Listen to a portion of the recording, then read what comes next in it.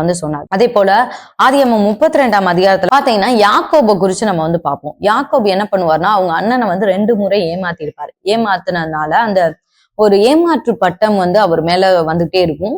இது வந்து என்ன ஆகும்னா எங்க போய் முடியும் அப்படின்னா இவர் அங்க போய் அவங்க மாமா கிட்ட போய் தங்குவாரு. மாமா பிள்ளைய வந்து நேசிப்பாரு. கடைசியில பாத்தீங்கன்னா மாமாவுடைய பிள்ளையிலே 2 பிள்ளைகளை கல்யாணம் பண்ணுவாரு. 2 வேலைக்காரிகளையும் கல்யாணம் பண்ணிடுவாரு. அவங்க வந்து 4 ஒய்ஃப் ஆயிரும்.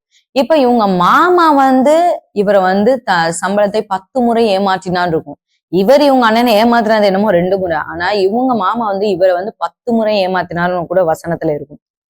அப்ப இவர் மேல அந்த யாக்கோபு அப்படின்ற ஒரு இதுல ஒரு நேம் வந்து டேமேஜ் ஆயிடுச்சு. யாக்கோபு தான் ஏமாத்தினவன் அப்படின்ற மாதிரி ஒரு நேம் டேமேஜ் ஆச்சு. இப்ப இந்த இடத்துல ஆண்டவர் என்ன பண்றாரு அப்படின்னா நீ வந்து உன் சொந்த தேசத்துக்கு போ, நான் உனக்கு நன்மை செய்வேன் அப்படின்னு சொல்றாரு. அதே மாதிரி வர்றாரு.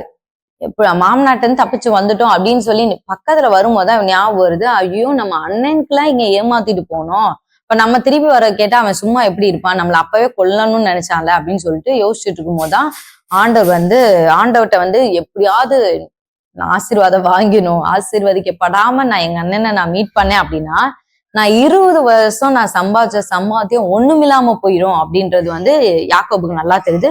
அதே மாதிரியே 20 வருஷம் ஆனாலும் ஏசாவுமே வந்து அந்த கோவத்தோட 400 பேரை கூட்டிட்டு வர்றாரு.